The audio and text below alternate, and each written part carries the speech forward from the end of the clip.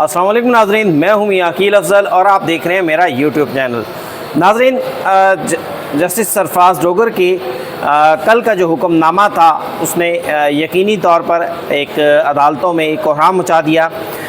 हर सहाफ़ी, हर जज, हर प्रोग्राम, हर व्लॉग में वही ऑर्डर जो है वो डिस्कस किया जा रहा है। तो इसलिए आज हम भी उसी हुक्म पर जो है वो बात करेंगे, लेकिन हम देखेंगे कि जस्टिस तारिक महमूद जहांगीरी साहब के पास क्या ऑप्शंस हैं। अदालती हुक्मनामा आ चुका है। फिर इसके अलावा वकला ने आज जस्टिस तारिक महमूद जहांगीरी के हक़ में हड़ताल का ऐलान किया था। ये हड़ताल, ये स्ट्राइक कितनी कामयाब हुई है, कितनी नाकाम हुई है, इस पर भी बात की जाएगी। फिर इसके अलावा 4 हाई कोर्ट के जज साहबान जो हैं उनकी अदालतें आज नहीं लग सकीं। क्या आया उन जज साहबान, वो जज साहबान कौन से हैं, और क्या उन जज साहबान ने भी जस्टिस तारिक महमूद जहांगीरी से जो है वो हम कह लें कि उन्होंने उनके साथ इजहार किया है, यकजहती का इजहार किया है, या वजह कुछ और है। इन सारी चीज़ों पर तफसीली बात करने से पहले मेरे दोस्तों से दरख्वास्त है, जिन्होंने अभी तक चैनल को सब्सक्राइब नहीं किया, मेरे चैनल को वो फौरी तौर पर सब्सक्राइब कर दें ताकि मेरी जानिब से बनाई जाने वाली तमाम वीडियोस आप तक फौरी पहुंच सकें। अब नाज़रीन, आगाज़ करते हैं। जस्टिस तारिक महमूद जहांगीरी, इनका जो कल इनके ख़िलाफ़ जो इस्लामाबाद हाई कोर्ट के 2 मेंबर बेंच का जो ऑर्डर था उसका आज तहरीरी हुक्मनामा जो है वो सुबह जारी हो चुका है। को बहुत लंबा चौड़ा ऑर्डर नहीं है, बहुत लंबी चौड़ी रीज़न्स नहीं हैं। आम तौर पर जो तहरीरी हुक्मनामे होते हैं जिसमें स्टे दिया जाता है, हुक्म इम्तनाई दिया जाता है, वो इतने ही मुख्तसर होते हैं। इसलिए हम ये नहीं कह सकते कि इस ऑर्डर में कोई बहुत बड़ी वजह नहीं लिखी गई। हाँ, अलबत्ता उस ऑर्डर्स के अंदर जो वजूहात, जो चीज़ें लिखी गई हैं वो मैं आपको थोड़ी सी फ़र्दर बता देता हूँ। एक तो वही 2 अदालती मुआवनीन को मुकर्रर कर दिया गया, बैरिस्टर अशतर औसाफ साहब, और दूसरे जो हैं एडवोकेट जो है अदालत के, वो अदालती मुआवन उन्हें मुकर्रर कर दिया गया है। तीसरी, इसके साथ मैं आपको ये बता दूँ कि उसमें बड़ा वाज़ेह तौर पर ये लिखा गया कि अदालत को ये बताया गया कि जनाब ये मामला जो है वो सुप्रीम जुडिशल काउंसिल में ज़ेर इल्तवा है, और इसलिए जब तक सुप्रीम जुडिशल काउंसिल इस मामले में कोई फ़ैसला नहीं कर लेती तब तक वो जुडिशल वर्क नहीं करेंगे। ये दूसरे सफ़े का गालबन सेकंड लास्ट पैरा है।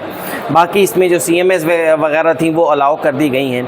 अब उसके बाद एक बहस शुरू हो गई है। बहस ये है कि आया जस्टिस तारिक महमूद जहांगीरी को यूँ अदालती अमूर की अंजामदही से रोका जा सकता था या नहीं रोका जा सकता था। एक तो चीज़ इसमें ये है कि साबिका चीफ जस्टिस इफ्तिखार मोहम्मद चौधरी जो हैं उनके कोर्ट ऑर्डर में सुप्रीम कोर्ट ने बड़ा वाज़ेह तौर पर कहा था कि जस्टिस को किसी भी आला अदलिया के जज को अदालती अमूर के अंजामदही से रोका नहीं जा सकता।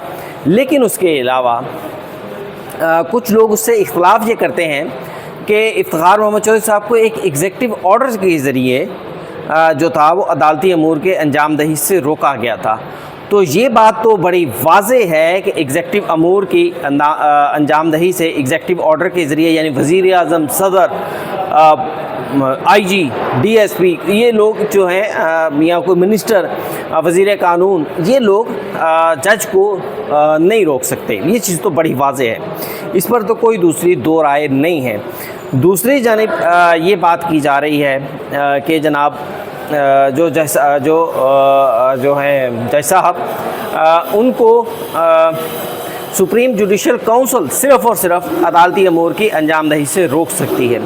मैंने आर्टिकल 209 को बड़ा तफसील से पढ़ा है।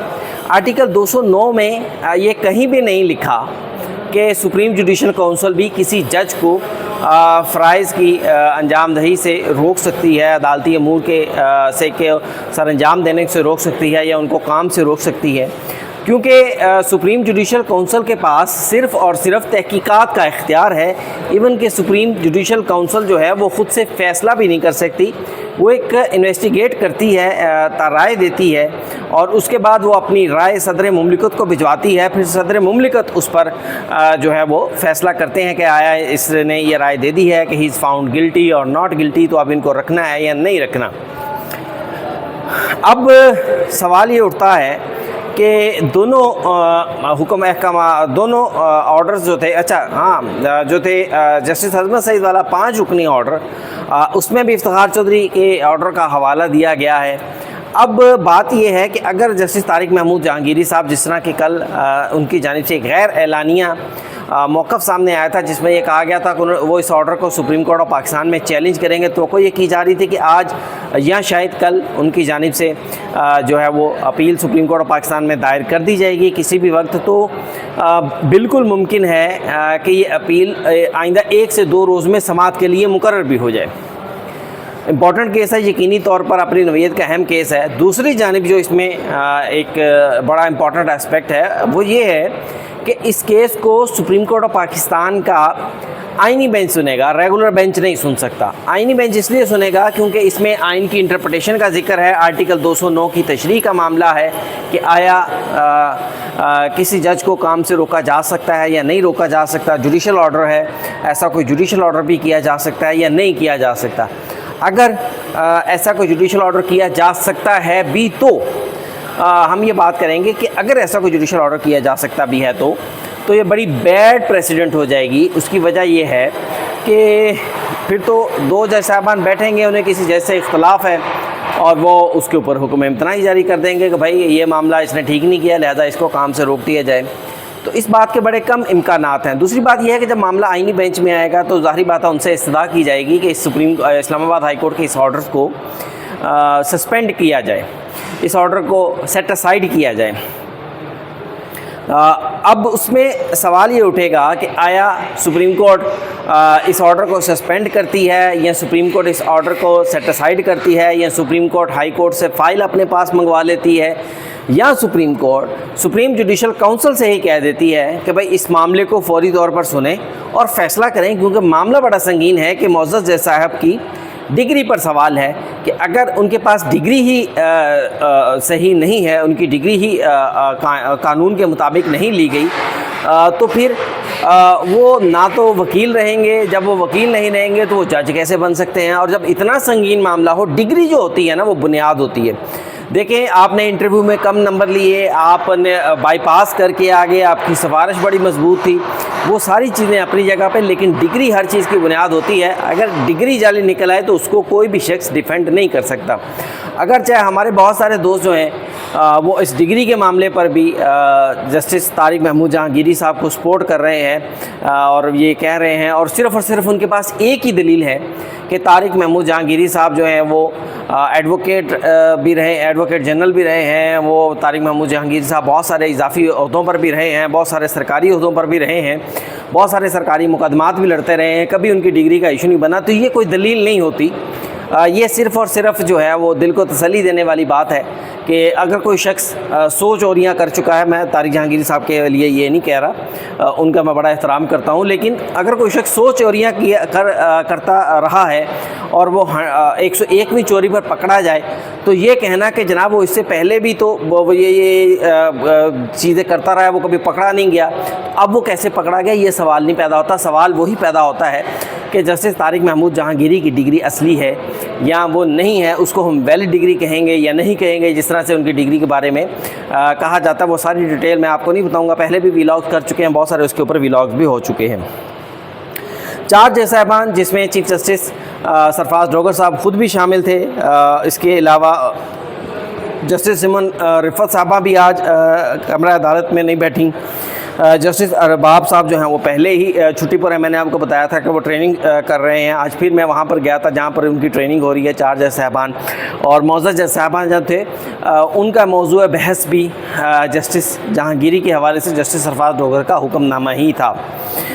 फिर उसमें ये बात भी आई, जस्टिस खादिम हुसैन सोमरू साहब के हवाले से बताया जा रहा है कि वो भी 2 रोज़ से तातीलात पर हैं, वो भी नहीं आ रहे। तो 4 जज साहबान जो हैं आज उन्होंने अब जस्टिस इसके अलावा वकला की आज हड़ताल भी थी। मैंने इस हवाले से जो लोअर कोर्ट्स हैं वहाँ पर भी बात की है, हाई कोर्ट में भी बात की है।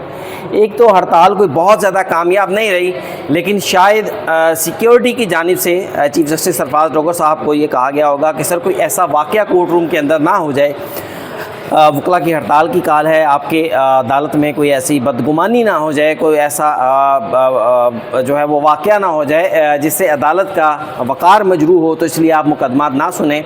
और शायद इसी वजह से जस्टिस सरफराज ड्रोगर साहब ने ये मुकदमा आज जो है वो कमरा अदालत में मुकदमात नहीं सुने। कल चीज़ें कुछ मज़ीद वाज़ेह हो जाएंगी इस हवाले से। फिर इसके अलावा जहांगीर जदून साहब हैं, उन्होंने इस्लामाबाद हाई कोर्ट में एक दरख्वास्त दायर की है जिसमें उन्होंने कहा है कि अदालती जो ऑडियो है उसको महफूज बनाया जाए। उसको महफूज बनाया इसलिए जाए क्योंकि कल हाई कोर्ट के जो कमरा अदालत में जब इस मुकदमे की समाअत हुई थी तो उसमें जो चीज़ें नहीं हुई थी, यानी ये सस्पेंशन और ये वो सारी चीज़ें अदालती हुक्म में शामिल हो गई, और जो चीज़ें कही गई थी कि जनाब अभी हम नहीं कर रहे, वो चीज़ें शामिल नहीं हुई। लेकिन अदालती हुक्म से आज एक और चीज़ भी बड़ी वाज़ेह होगी जो मैं आपको जाते जाते बताता चलूँ। कल कहा यह जा रहा था कि शायद अदालत ने एतराज़ात को रिमूव कर दिया है, लेकिन अदालत ने एतराज़ात को रिमूव नहीं किया, ख़त्म नहीं किया, बल्कि अदालत ने सरफराज ड्रोगर साहब के जो बेंच था उसने ये ऑर्डर ये पास किया कि जनाब इसमें जो है एतराज़ात का फ़ैसला जो है वो हतमी फ़ैसले के साथ किया जाएगा।